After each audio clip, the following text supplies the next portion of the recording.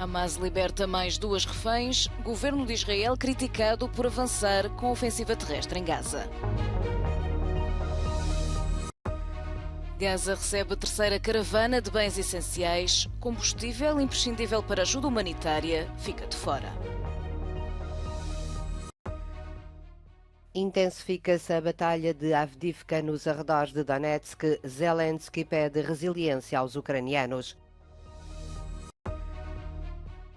Viktor Orbán compara a adesão da Hungria à UE a 4 décadas de ocupação soviética do seu país.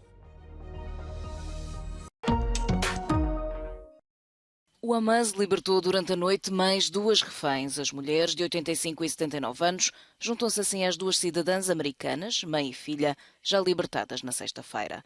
A decisão, informa o braço armado do grupo, deve-se a razões humanitárias e de saúde precária. No entanto, o negociador do Hamas diz que reféns civis serão libertados se Israel reduzir os bombardeamentos intensificados nos últimos dias em Gaza. Também Washington aconselhou Tel Aviv a adiar a entrada no enclave de forma a possibilitar as negociações. Mas o exército israelita diz estar preparado para uma ofensiva terrestre e conta com o apoio de Benjamin Netanyahu. Uma decisão que lançou sobre o governo suspeitas de divisão interna, apesar do primeiro-ministro rejeitar as acusações. אנחנו מקבלים את ההחלטות כאן ובקבינט לניהול המלחמה פה אחד. אנחנו עושים את זה באחריות רבה. אנחנו עושים את זה גם בחרדת קודש. Mais de 5.000 palestinianos foram mortos em bombardeamentos israelitas desde o ataque do Hamas a 7 de outubro. A este número, revelado pelo Ministério da Saúde de Gaza, acrescem, segundo as Nações Unidas, 1.400.000 pessoas, mais de metade da população do enclave, deslocadas internamente. A crescente troca de fogo junto às fronteiras faz temer um conflito mais alargado. Na cidade israelita de Kiryat Shmona, perto do Líbano, os alertas de ataque e as explosões têm sido frequentes. Em resposta, o exército israelita avisou que a escalada de ataques do Hezbollah contra Israel pode arrastar o Líbano para uma guerra. Emmanuel Macron aterrou esta terça-feira em Israel para se reunir com Benjamin Netanyahu. Uma visita que começou por incluir na agenda do presidente francês um encontro com familiares dos cidadãos franceses e franco-israelitas assassinados ou mantidos como reféns pelo Hamas. Our daughter, 41 years old, was killed 2 days after her birthday. She went to celebrate her birthday. Everybody. This is my daughter. Thank you very much. My daughter.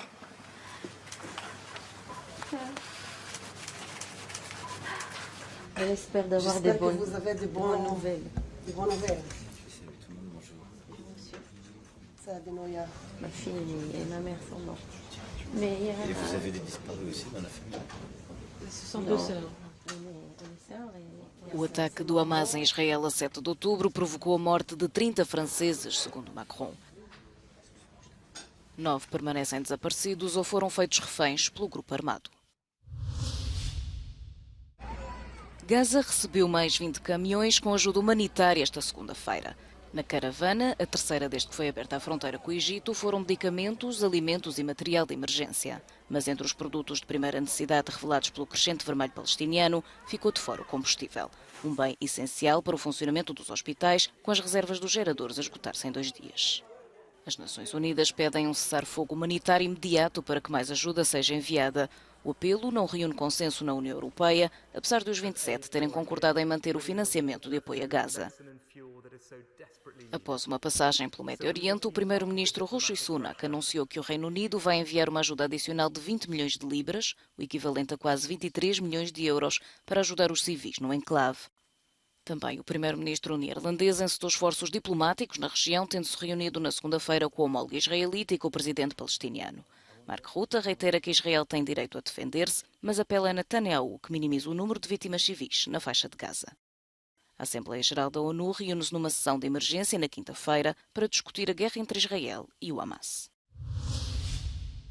A diplomacia da União Europeia advoga uma pausa humanitária para o Médio Oriente.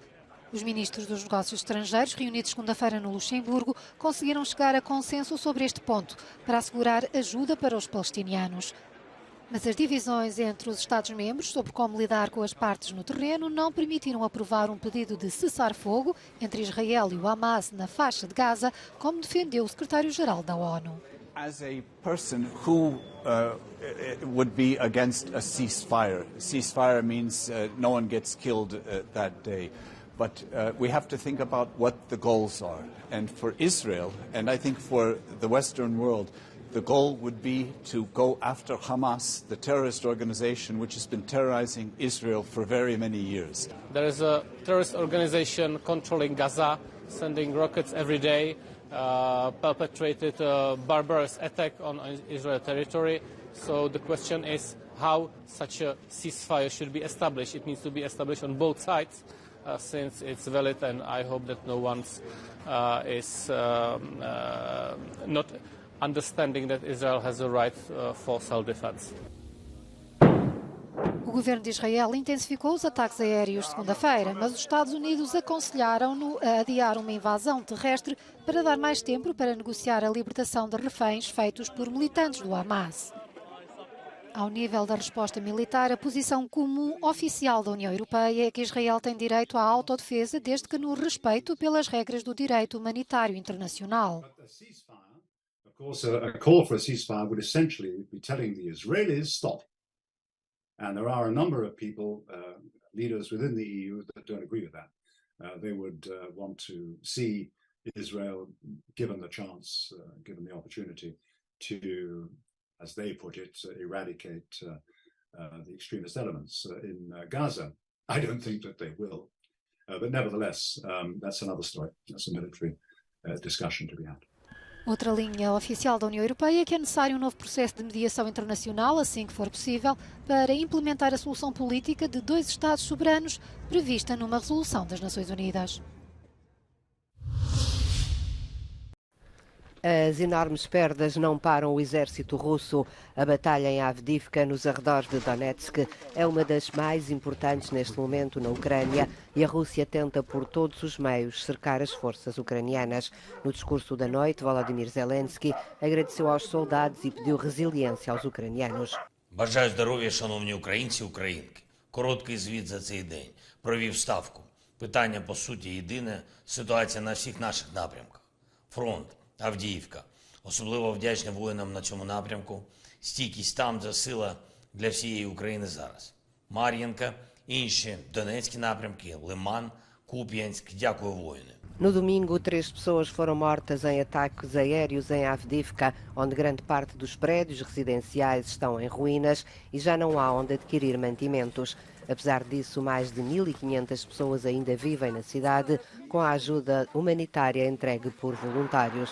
No sábado, um míssil russo matou 6 pessoas e feriu 17 num depósito dos Correios perto de Kharkiv. No aniversário da revolta antissoviética da Hungria, o primeiro-ministro húngaro criticou a União Europeia, comparando a adesão do seu país à UE a mais de 4 décadas de ocupação soviética. Viktor Orbán acusou Bruxelas de tentar despojar a Hungria da sua identidade, impondo um modelo de democracia liberal que, segundo ele, os húngaros rejeitam. Úgy kellett táncolnunk, ahogy Moszkva fütyült. Ha Brüsszel fütyül is, mi úgy táncolunk, ahogy mi akarunk. Ha nem akarunk, akkor nem táncolunk. No mesmo dia deste discurso, Orbán enfrentou uma marcha de milhares de húngaros em Budapeste que se opõem às políticas do seu governo e à relação de proximidade com a Rússia. O feriado de 23 de outubro é tradicionalmente um dia de manifestações políticas na Hungria. Nas eleições polacas, todos declararam vitória, mas só uma maioria parlamentar pode governar e o partido Lei e Justiça, que tem governado o país, não a alcançou. As consultas do presidente com os partidos duram 2 dias. O PiS acredita que lhes vai ser dada a oportunidade de formar governo. Mamy jeszcze przecież tą kwestię prezydenta, który, wiadomo, że został przecież popierany przez naszą formację i na pewno wiele z rozwiązań, które w tej chwili zapowiada opozycja, będzie wetowanych przez prezydenta. Ta opozycja nie ma możliwości odrzucenia weta prezydenckiego przy tak dużej reprezentacji, jaką posiadamy w parlamencie, więc to wszystko pan prezydent powinien brać pod uwagę. I mam nadzieję, że po tych rozmowach powierzy nam tworzenie rządu no jesteśmy największą formacją, która wygrała te wybory. Nie można nas pozbawiać tej możliwości stworzenia rządu. Nie powiem, że to jest łatwe, ale nie jest też niemożliwe. Os líderes da coligação que junta mais deputados estão a tentar persuadir o presidente a não atribuir a formação de governo ao partido que obteve mais votos, mas aos que constituem a maioria parlamentar. Powstanie nowa koalicja rządowa składająca się z tych trzech podmiotów, czyli Trzeciej Drogi, Koalicji Obywatelskiej, Nowej Lewicy, i to będzie dobra propozycja dla Polaków. To będzie odpowiedź na decyzję wyborców z 15 października, którzy jasno powiedzieli, że chcą w Polsce zmian. Powstania nowego rządu i także pan prezydent w swoim postępowaniu, w swoich kolejnych krokach powinien uwzględnić wolę Polaków. O cenário mais provável é que o presidente Duda, por razões de simpatia política, dê prioridade à formação do governo ao partido Lei e Justiça. This Prime Minister will most likely be Prime Minister Mateusz Morawiecki. Now, he will not be able to form a government because despite coming in first and gaining the greatest number of seats, PIS will not be able to have a majority. In a next step, parliamentarians from this new parliament will be able to appoint an alternative prime minister, and that will most likely be Donald Tusk, who will lead the new coalition, and the transfer of power and the appointment of a new government will happen in December. During 2 days of consultations with representatives of political formations, the Polish president will ask each of them whether they see a chance of obtaining a parliamentary majority. Although for many the answer seems to be clear, politicians do not want to lose hope until the end. Magdalena Hodownik for Euronews from Warsaw.